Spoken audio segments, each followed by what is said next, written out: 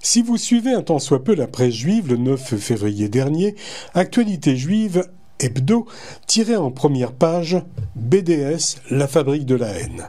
Suivait en page intérieure tout un dossier sur cette organisation, et je l'ai mis entre guillemets, et puis cela m'a rappelé que le 8 avril de l'année dernière, dans le cadre de Judaïkan, nous avions réalisé, avec Simon Benchimol, toute une émission sur ce thème. Bonjour à tous. Quel que soit notre niveau de pratique dans le judaïsme, que l'on soit religieux, traditionnaliste, laïque ou profane, les fêtes juives revêtent une certaine importance. Et ces moments établis dans le calendrier rythment notre vie et marquent de leur empreinte notre culture juive.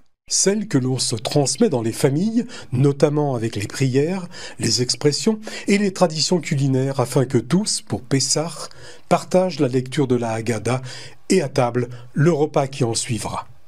À quelques jours du début de la fête, nous avons fait nos courses, dans les épiceries et supermarchés. Nous avons pu, je l'espère, acheter sans problème les produits dont nous avions besoin, qu'ils viennent de France ou d'Israël, comme les marques Carmel, Jaffa, Hosen, Green Valley, Yarden, Odlavan, Soda Stream, et puis les vins Galil, Gamlat, Rekanati. Mais certains, n'aimant pas Israël, ce qu'il représente, sa place dans le monde, appellent depuis 2005 à son boycott et refusent d'acheter ou de consommer des produits et les services venant de l'économie israélienne. Tout cela sous le couvert d'un sigle, BDS. Qui sont-ils? Comment procèdent-ils? Quels sont leurs moyens d'action? C'est ce que nous allons essayer de comprendre tout au long de cette émission avec Simon Benchimol, président de la Commission nationale de lutte contre le BDS au sein du Bnei de France. Simon Benchimol, bonjour. Bonjour Alexandre. Nous avons tous entendu parler de ce sigle. Quels sont les termes, justement, Simon, qui se cachent derrière ces trois lettres? Alors c'est vrai, ces trois lettres, elles ne sont pas très bien connues pourtant dans la communauté. On entend parler de boycott, un mot qui effraie et dont on ne sait pas toujours mettre une signification derrière. BDS veut dire boycott, désinvestissement et sanctions. Voilà, le programme est jeté à travers ces trois lettres. Pourquoi ? En boycottant, en refusant d'acheter ou d'acquérir des produits ou des techniques en provenance d'Israël, se désinvestir de toute relation commerciale, économique avec l'État d'Israël, et la conséquence, eh bien, c'est la sanction de l'État d'Israël. Pour chaque groupuscule qui se forme pour combattre un État, une société, outre les risques terroristes, les risques de violence et le risque pour la paix sociale, il y a derrière le discours des revendications, des exigences. Quelles sont-elles pour le BDS ? Alors les exigences, elles sont nées il y a quand même maintenant plus d'une vingtaine d'années, on va dire à l'occasion de la conférence contre le racisme organisée par les Nations Unies à Durban, où un ensemble d'ONG ont détourné l'origine, si vous voulez, de cette conférence pour lui donner un sens complètement différent et en même temps accabler l'État d'Israël. C'est une conférence qui a très mal tourné puisque les États-Unis, l'Australie ont quitté la réunion et il était question d'incriminer l'État d'Israël, de le qualifier d'État d'apartheid, d'État assassin, discriminant, et à partir de là est partie une réflexion sur un vieux concept, parce qu'il ne date pas d'aujourd'hui, le concept du boycott. Il a fait ses preuves pendant la Deuxième Guerre mondiale. Malheureusement, les nazis ont commencé à asphyxier l'économie juive avant de les atteindre physiquement. C'était une stratégie qui a porté ses fruits. Donc le boycott est parti de là, mais de 2001 à 2005, il fallait installer cette réflexion et les ONG et avec des mouvements palestiniens et avec Omar Barghouti, eh bien, est partie l'idée d'installer le même processus qui a sanctionné l'Afrique du Sud en son temps. Voilà. Simon Benchimol, vous nous avez décrit le cheminement historique et un petit peu intellectuel du processus, mais le 11 novembre 2015, l'Union européenne décide que les produits israéliens issus des territoires palestiniens doivent être spécifiquement étiquetés. Comment Israël, tout d'abord, a accueilli cette décision qui a dû faire plaisir, bien sûr, au mouvement BDS? Et quelle est la proportion des échanges entre l'Union européenne et Israël ? Alors, l'État d'Israël n'a jamais été réellement effrayé par la notion de l'étiquetage. J'expliquerai un peu après que l'État d'Israël a réagi tardivement au mouvement BDS, croyant ne pas être atteint à ce point, tant qu'il s'agissait des fruits, des légumes et de tous les produits alimentaires en provenance d'Israël. Donc, ils n'ont pas réagi comme peut-être ils auraient dû le faire. Pourquoi ? Mais parce qu'ils n'avaient pas de réelle inquiétude. Le meilleur client, on va dire, de l'État d'Israël, c'est l'Union européenne. L'Union européenne achète pour plusieurs centaines de millions d'euros de produits en provenance d'Israël. L'impact se situe entre 1 et 2%, peut-être 2,5% dans certaines périodes, donc ils ne sont pas réellement affectés. Ça n'est pas une préoccupation pour l'État d'Israël, parce que ça n'est pas l'image d'Israël qui est entachée. Et il faut savoir qu'un certain nombre de pays de l'Union européenne ont refusé d'appliquer cette recommandation, et non pas directive, cette recommandation, tout simplement parce qu'ils l'ont considérée comme discriminant. Et ils ont dit, pour certains, puisque vous l'appliquez à Israël, il faut l'appliquer également aux autres pays qui font un distinguo avec certains territoires et qui ne sont pas en légalité par rapport à la territorialité, à la géopolitique. Donc, ou on l'applique à Israël et à l'ensemble des pays concernés, ou on ne l'appliquera pas à Israël. Et c'est pour ça que pratiquement la moitié des pays de l'Union européenne ne veulent pas. Deuxième point, la traçabilité est très complexe. Les produits partant des colonies sont transformés en territoire israélien, arrivent avec des codes-barres différents, impossible à tracer. Donc c'est inapplicable et tout le monde laisse faire comme ça parce que légalement, on ne peut pas faire autrement. Quelle est la proportion, quelle est la composition de ce 1% là, d'échanges entre Israël et la France ? C'est composé de quoi ? De fruits, de légumes De fruits, de légumes, de produits alimentaires, de cosmétiques, puisque la loi parle des produits alimentaires et des cosmétiques. Un ensemble de produits dont le consommateur en France doit avoir connaissance de la traçabilité et de l'origine. Parce que le problème, c'est ça au départ. C'est la nécessité de tracer les produits de leur provenance pour des raisons d'hygiène, de connaissance du citoyen par rapport à l'hygiène et à l'origine du produit. Et donc, à partir de là, nous avons tous les produits alimentaires qui font l'objet de cette restriction ou de recommandation de l'Union européenne. Mais ce n'est pas très pénalisant pour Israël. Si on s'en tient à la définition, le boycott, c'est la cessation volontaire de toute relation avec un individu, un groupe, un pays, et refus des biens qu'ils mettent en circulation. Simon Ben-Shimon, expliquez-nous dans l'esprit du concepteur comment le boycott est appliqué et comment se traduisent et se manifestent les revendications sur le terrain directement. Alors, nous sommes restés un peu tous, à juste titre, parce qu'on n'a pas l'information, nous sommes restés sur le boycott au sein des grandes surfaces, des magasins, avec ces fameuses brigades qui arrivaient et qui incitaient les consommateurs à ne pas acheter les produits en provenance d'Israël. Aujourd'hui, ce genre de démarches sont interdites, sont beaucoup plus compliquées parce que les propriétaires, les directeurs de magasins ont mis en place une sécurité. Mais ça ne les empêche pas de coller discrètement des stickers boycott, discrètement en dessous l'étiquette provenance d'Israël, et c'est fait de façon très subtile, de coller des affiches aux emplacements Jean-Claude Decaux avec les mêmes dimensions des panneaux d'affichage sur État assassin, etc. Et donc, il n'y a pas que ce type de boycott. À la limite, c'est pas le plus redoutable. Le boycott redoutable, c'est celui qui atteint l'image d'Israël. L'image d'Israël en qualifiant Israël d'État d'apartheid, d'État d'assassin, d'État criminel d'enfants, et qui va toucher tous les domaines. La culture, le sport, on l'a vu avec le Tour de France. On reviendra voilà. Avec une question justement là-dessus. Par contre, les appels au boycott ne sont pas uniquement d'ordre commercial. Vous venez d'en parler. Non. Elles sont aussi tournées vers l'université, la culture, la recherche, le sport. Ceci donc pour faire pression sur Israël dans ces domaines. Qu'est-ce qu'ils ont comme moyen de pression, justement, le BDS, hormis peut-être l'affichage des gens dans ce genre-là, justement pour essayer de limiter un petit peu l'impact d'Israël dans ces domaines? Un match de football, c'est un match de football. Oui. Qu'est-ce qu'on peut faire pression sur l'arbitre, sur la fédération lui-même. Oui.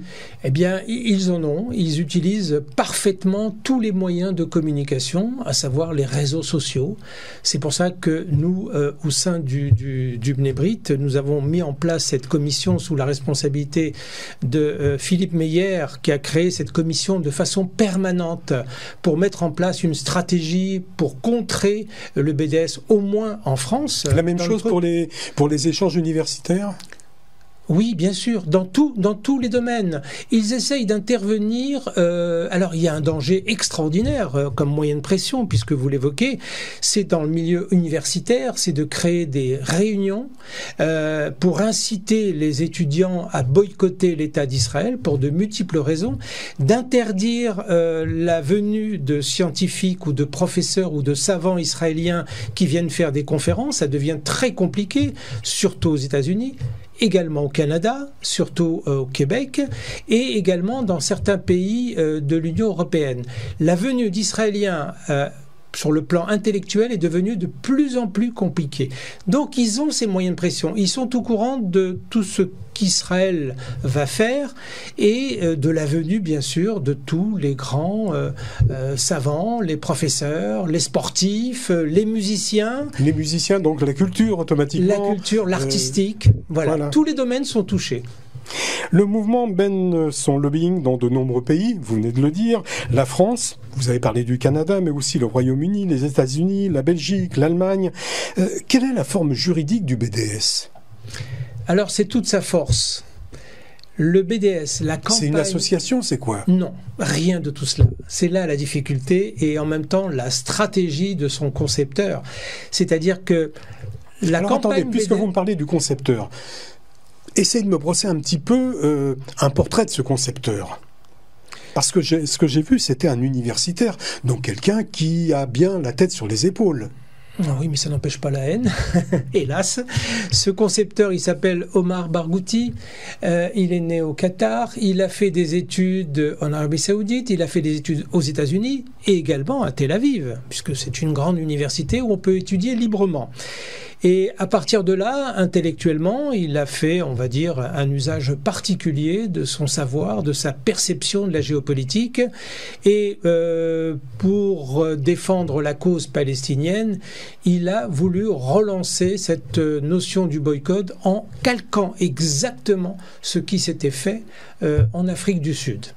Voilà. Alors, je reviens sur l'aspect juridique parce que c'est très important. La campagne BDS n'a aucun statut juridique. C'est toute la subtilité. Vous ne pouvez pas porter... Il n'y a pas de représentants ? Il y a des représentants, mais ces représentants, soit ils sont sous forme associative, syndicat, mais la campagne BDS, c'est un mot d'ordre, c'est juste un mot d'ordre, c'est juste une idée, c'est une start-up sans enveloppe juridique. C'est fascinant. Donc il n'y a pas d'adresse, il n'y a pas de numéro de téléphone. Pas d'adresse, pas d'adresse. La campagne BDS, c'est une campagne. C'est comme si vous vouliez donner un statut juridique au mot boycott. C'est pas possible. Par contre, il vous faut ce qu'on appelle des exécutants. Ces exécutants sont en fait toutes les personnes qui vont actionner et qui vont agir sur le terrain dans tous les pays, au départ en partant de la campagne palestinienne. Et puis aujourd'hui, il y a deux. Il y a la campagne palestinienne, il y a le fondement palestinien et le fondement international. Ce sont deux strates différentes. Elles se parfois chamaillent un peu, mais il faut savoir qu'il n'y a aucun statut juridique. Et ceci dans tous les pays. Dans tous les pays. La campagne BDS n'a pas de statut juridique. Ni aux États-Unis, ni en Angleterre. Non. Par contre, si je veux contrer juridiquement, je ne sais pas, un syndicat ou l'UJFP, l'Union juive française pour la paix, qui est très proche du BDS, eh bien, il faut que je relève donc une infraction à la loi. Eux sont répréhensibles. Mais l'idée qu'ils véhiculent, non, elle repose sur la campagne BDS. Donc il n'y a pas... Chaque pays, en fait, si vous voulez, aura les mêmes réactions. Il n'y a pas une réaction... Il y a une réaction... Considérer, voilà, la meilleure façon de bien considérer la question, imaginez que c'est une franchise. J'ai du mal à concevoir ça. C'est une franchise. C'est là où toute la subtilité réside. C'est une franchise virtuelle. Elle est virtuelle parce qu'il n'y a pas de statut juridique. C'est un mot d'ordre. Voilà, tout simplement... Il faut intégrer ça. C'est un mot d'ordre qui a donné naissance à une start-up et tout est virtuel. On lance l'idée, on prône le boycott. Et à partir de là, on utilise des référents et des exécutants dans tous les pays. Alors, en France, c'est par exemple les syndicats. Alors et justement, les partis politiques. Pour que le boycott fonctionne, on ne peut pas l'appliquer tout seul, c'est pas possible. Il faut donc des amis, des relais de pensée, des appuis politiques, des foules endoctrinées. Simon Benchimol, décrivez-moi justement ces mouvances qui gravitent autour du BDS. Qui est-ce qui le relaie en fait en France par exemple ? Alors il y a certains partis politiques à l'extrême gauche, certains syndicats, par exemple la CGT, et tout dans les partis politiques le NPA. Alors pourquoi, la question que l'on peut se poser, pourquoi ces partis politiques ont récupéré la notion de boycott et de la cause palestinienne ? Eh bien tout simplement parce que pendant des années, il y avait une cause du prolétariat, une défense du prolétariat. Aujourd'hui, on ne peut pas défendre le prolétariat. Le monde a changé. Il y a la mondialisation, la globalisation, et donc tout ce monde-là économique, politique a radicalement changé. Donc il faut d'autres causes pour fédérer, pour drainer. Et la cause palestinienne en est une, et on se dit qui représente au mieux la cause palestinienne ? Eh bien la campagne BDS. Et qui devons-nous sanctionner ? Eh bien l'État d'Israël.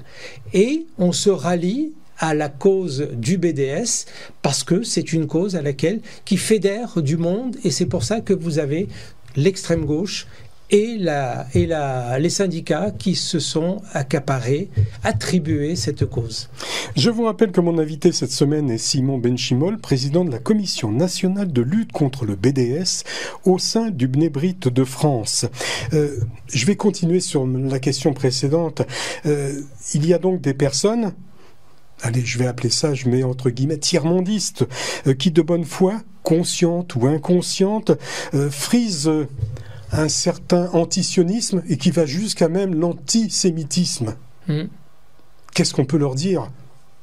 Alors, il faut leur dire que c'est un cheminement qui est assez classique, qui est connu en sciences politiques, c'est-à-dire qu'en Israël, c'est une population juive, une population entre guillemets blanche, puisque aujourd'hui il y a le racisme anti-blanc qui nous vient des États-Unis.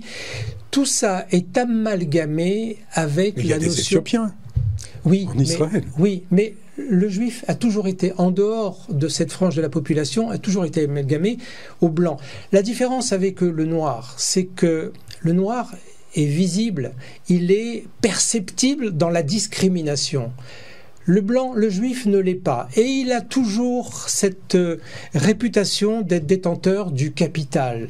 Toutes ces idées-là sont amalgamées, et vous avez avec ça pas que les tiers-mondistes, les altermondialistes qui sont venus, et aujourd'hui tous les courants identitaires qui sont venus avec le wokisme, la cancel culture, le racialisme, etc. Tout ça est amalgamé pour aller vers un ennemi unique, c'est-à-dire Israël, qui détient... En fait, Israël gêne. Le mot Israël lui-même est un problème en soi. C'est ça qui est terrible, parce que je crois que si Israël changeait de nom, on aurait peut-être une vision différente. Et il faudrait que le juif change de nom aussi, alors ? Je ne sais pas. Je crois que l'État d'Israël... Est-ce que si on s'appelait israélite, ça serait bien ? Je ne sais pas, mais je crois que l'État d'Israël a suscité depuis toujours, en dehors de la problématique palestinienne, a suscité une jalousie dans toutes ses réussites, et qui pose de problèmes, dont uniquement à l'extrême gauche et à tous ces partis qui veulent qu'Israël... En fait, la vocation de tous ces mouvements, y compris BDS, c'est la délégitimation de l'État d'Israël. C'est le but. C'est le but. Je voulais garder ce mot pour la conclusion, mais je vous le cite tout de suite. On le redira à la conclusion. Voilà, tout à fait. Voilà, c'est la délégitimation qui compte essentiellement. Alors pour ceux qui sont contre Israël et puis tous les produits israéliens, il ne faut plus qu'ils se servent de leur téléphone. Parce que je crois que 90% des applications dans un téléphone viennent d'Israël. Absolument, absolument. Entre autres, et médicalement, il ne faut plus se soigner, il faut plus se... Mais bon, aller raisonner ceux dont la haine est absolue, c'est impossible. Donc voilà. Peut-être avons-nous été témoins d'une manifestation du BDS. Simon Benchimol, Ce mouvement, on en revient un peu à la question de tout à l'heure, est-ce qu'il est légitime en France ? Est-ce que c'est légitime de créer un boycott en France par rapport à des produits ? Non, ça n'est jamais légitime. Est-ce que c'est légal ? Alors, ça l'a été pendant... De boycotter, ça ne l'est pas réellement.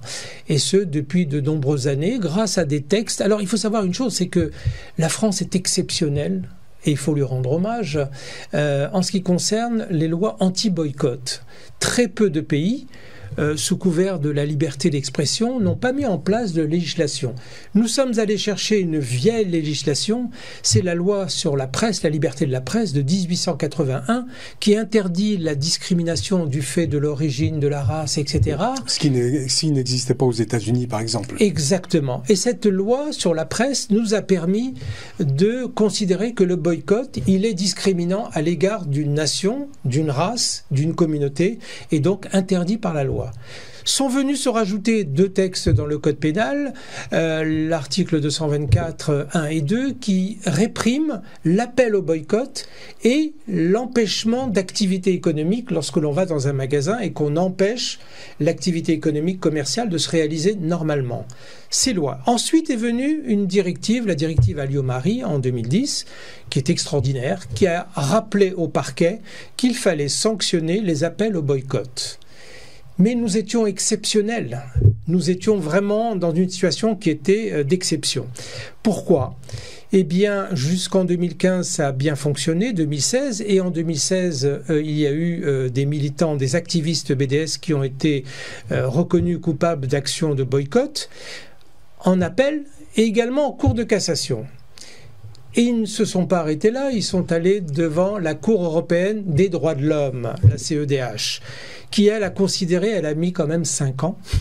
Et nous étions dans l'attente de la décision. Et en juin 2020, la décision a été rendue.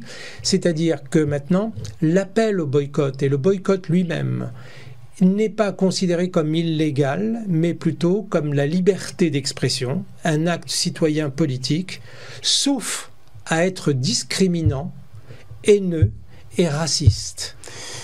C'est pour ça que Dupond-Moretti, le garde des Sceaux, a sorti, comme Mme Alliot-Marie, une directive qui stipule que les magistrats... Ils ont essayé de prendre toutes les précautions, finalement.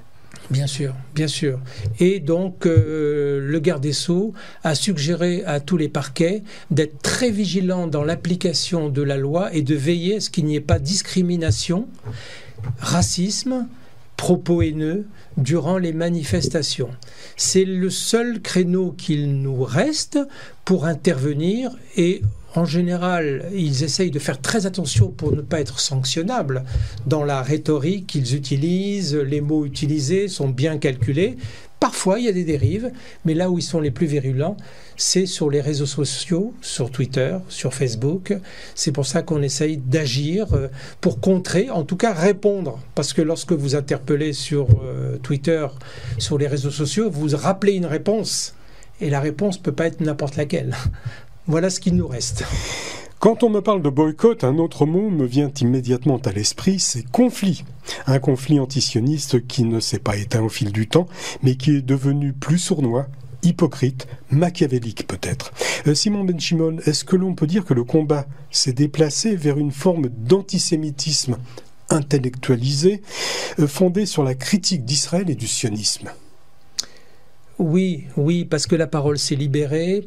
Alors, toujours grâce Pourquoi ? Parce que c'était beaucoup plus simple d'atteindre Israël comme ça ? Eh bien, avant, pour atteindre Israël, il fallait faire un article dans un journal, intervenir à la télévision, ce qui n'était pas évident, ou écrire un livre. Et encore, chaque mot était pesé parce que il y avait des textes de loi qui répriment ces élans un petit peu d'antisémitisme. Aujourd'hui, avec les réseaux sociaux, tout est possible. La parole s'est totalement libérée avec ce que cela implique. Surtout sous le couvert de l'anonymat. Sous couvert de l'anonymat, et nous assistons à un glissement parfois sémantique, judicieux, vers l'antisionisme et l'antisémitisme. Alors, ce qu'évoquent certains hommes ou femmes politiques qui sont d'ailleurs candidats à la présidentielle, c'est que on ne peut pas manifester d'antisémitisme en France, mais qu'on doit se garder la possibilité de critiquer l'État d'Israël lorsque quelque chose ne va pas, comme on critiquerait les États-Unis, la Russie ou un autre pays africain quelconque, eh bien, le droit de critiquer l'État d'Israël. Parfois... L'État d'Israël ou le gouvernement israélien ? L'État d'Israël à travers son gouvernement, l'action d'Israël, bien évidemment orientée par son gouvernement en place ou sa coalition en place. Mais ça n'est pas toujours respecté. Le glissement est très vite fait. Et si vous interprétez bien la sémantique, eh bien, vous lisez des propos antisémites assez facilement parce que la parole s'est libérée et que cette notion de liberté d'expression, comme elle existe aux États-Unis et dans d'autres pays anglo-saxons, eh bien, elle prend le dessus. Et c'est ce vers quoi il va falloir mettre toute notre énergie pour lutter, parce que c'est très difficile. Même la loi sur le séparatisme n'a pas tout réglé, malheureusement. Alors, j'ai pratiquement 3 questions pour terminer. Tout d'abord, quels sont les arguments du BDS vis-à-vis d'Israël ? Qu'est-ce qu'il y a dans cette charte ? Parce que j'ai vu qu'il y avait une charte. Et puis, comment le BDS est financé ? Parce qu'il faut quand même de l'argent pour tout ça.